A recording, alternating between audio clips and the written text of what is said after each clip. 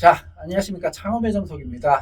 이번 영상은 인천에서 백다방을 한 1년 정도 운영하고 계시는 점주님을 직접 모시고 저가커피 창업에 대한 이야기를 한번 나눠볼까 합니다. 실제 많이 궁금해하실 인건 관련 부분이나 수익 관련 부분 등 이야기가 많으니 영상 끝까지 함께 해주시기 바랍니다. 바로 시작합니다.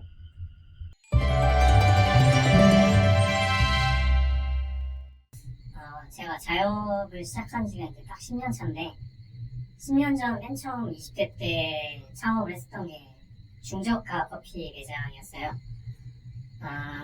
그 후로 이제 제가 이것저것 다른 자영업도 많이 해왔는데, 제가 한 것 중에는 이제 커피 매장이 가장 오랫동안 안정적으로 운영을 했었던 업종입니다. 요즘은 이제 중저가에서 저가 커피로 트렌드가 바뀌었지만, 그 본질은 비슷하다 생각했고, 어쨌든 감당에 자신이 있었기 때문에 다시 저가 커피를 선택을 했습니다. 제가 생각했을 때 최우선적으로 프로토 운영 가능 여부가 제일 중요했는데요. 매장을 운영하다 보면 갑작스럽게 이슈가 발생해도 점주인 제가 커버할 수 있는지 이런 부분을 가장 중요하게 생각해서 그런 부분 때문에 다른 업종들은 제외하고 저가 커피를 선택을 하게 됐습니다.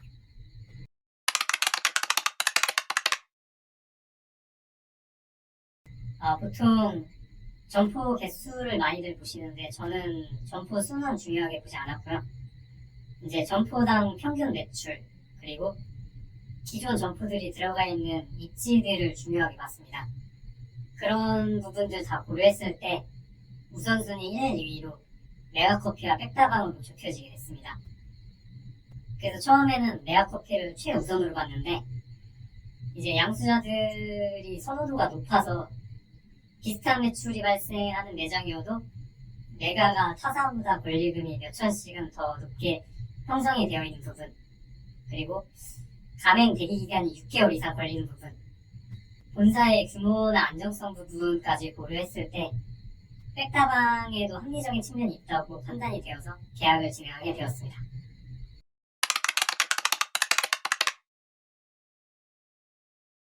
저는 양도양수로 진행했습니다.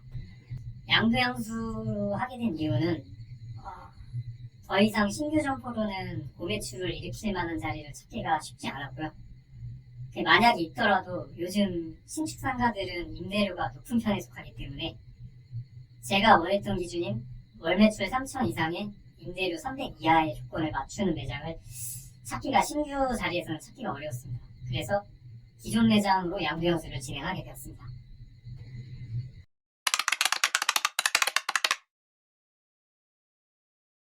다른 중소 프랜차이즈에 비해서 아무래도 본사가 대기업이다 보니까 꽤 엄격하고 FM을 완벽하게 지키는 편이었는데 사실은 이게 원칙은 맞긴 한데 이런 매장 운영 경험을 많이 해본 제 입장에서는 실효성에 대해서는 약간 의문점이 있었고요.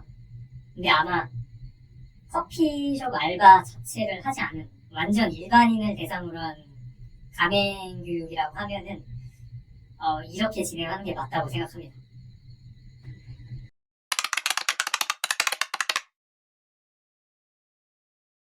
제가 생각하기에는 매장을 찾으실 때 입지가 약간 빠지는 넓은 평수보다는 무조건 평수가 작더라도 핵심지로 들어가는 게 좋다고 생각합니다. 해보시면 아시겠지만 이 저가 커피는 테이블 회전율은 큰 의미가 없고요. 테이크아웃이 가장 중요합니다. 그렇기 때문에 평수가 좀 작더라도 유동인구가 많은 핵심지로 들어가는 게 중요하고요. 매장 평수가 넓어지게 되면은 겨울 같은 경우에 좀 유리한 부분이 있긴 한데 그렇다 하더라도 1년 전체로 봤을 때 평수가 넓어지면 임대료랑 관리비 지출도 커지는 부분도 생각을 해야 되고요. 저가 커피로 대형 평수를 가져가는 게 큰 메리트가 있다고는 생각을 하지 않습니다. 이제 저가 커피 시장에서는 메가커피, 컴포즈, 백다방을 3대장이라고 부르는데 이 3대장이 전부 이미 들어와 있는 자리에서 추가로 더 들어올 자리가 없으면서도 모두 고매출을 유지하고 있는 상권을 잡는 게 굉장히 중요하다고 생각합니다.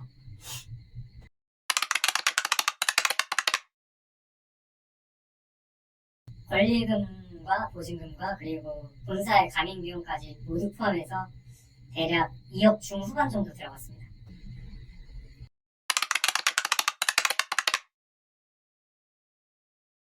저는 지금 프로토로 운영하고 있는데요.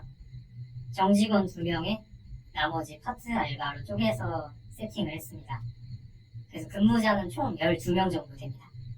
일주일에 한 번 정도 방문하고 있습니다. 네, 근무는 하지 않고 점검차 이렇게 방문하고 있습니다.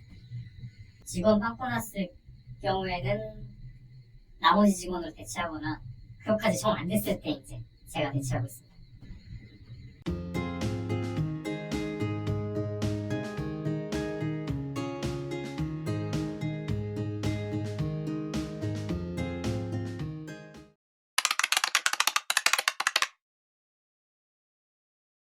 일단 본사 물류가율은 대략 38% 정도 발생합니다. 이거는 평균치이고요. 점주가 상주하느냐에 따라서 위아래로 약간씩 차이가 발생할 수 있습니다.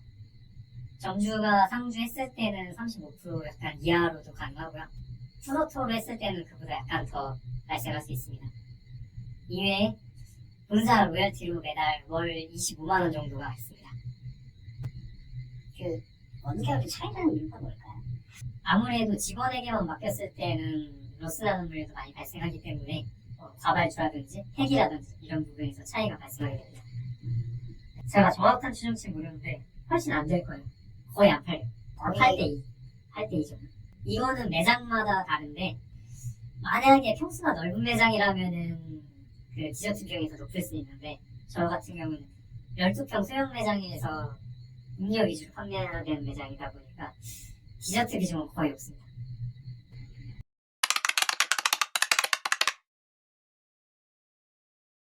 저희 매장 같은 경우에는 월 매출이 평균 3천 초중반 정도로 잡히는데 프로토 기준으로 했을 땐 다 떼고 한 평균적으로 500만원 정도 가져가고 있습니다.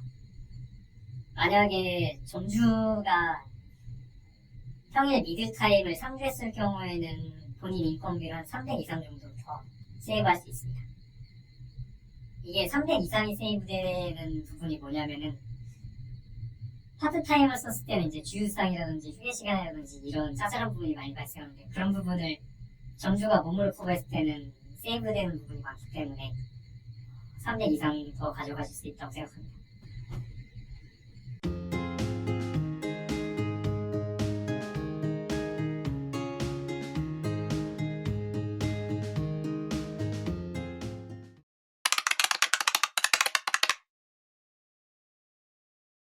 우선 저가 프랜차이즈 3대장 중에서는 본사가 제일 재정적으로 탄탄한 편이라고 보여지고요. 그 대표이사의 유명세와 이미지 덕분에 특별한 마케팅이 따로 필요 없고 중장년 고객층에게 이제 좋은 브랜드라는 인식을 가지고 있는 부분이 큰 장점이라고 생각합니다.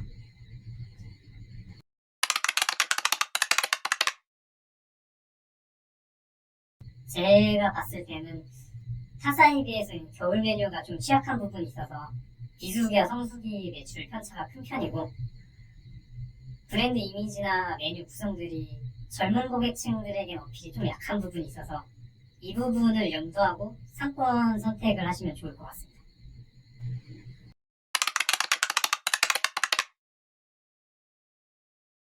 저가 커피가 판매하는 제품들은 가성비 제품이지만 창업 비용은 절대로 가성비가 아니기 때문에 최소한 초기 자본을 3억 정도는 쓴다고 생각을 하셔야지만 수익이 나는 매장을 가져갈 수 있으니 이런 예산에 대한 준비와 고민을 충분히 하시길 바라고요.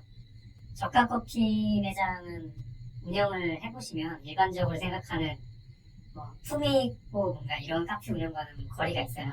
제품 객단가가 낮고 객수는 많기 때문에 어떤 면에서는 거의 요식업 수준의 높은 노동 강도를 요구하는 편이고 전쟁터 같은 하루하루를 보내야 되는데 이런 점에 대해서 어느 정도 각오를 하시고 준비를 하셔야 됩니다.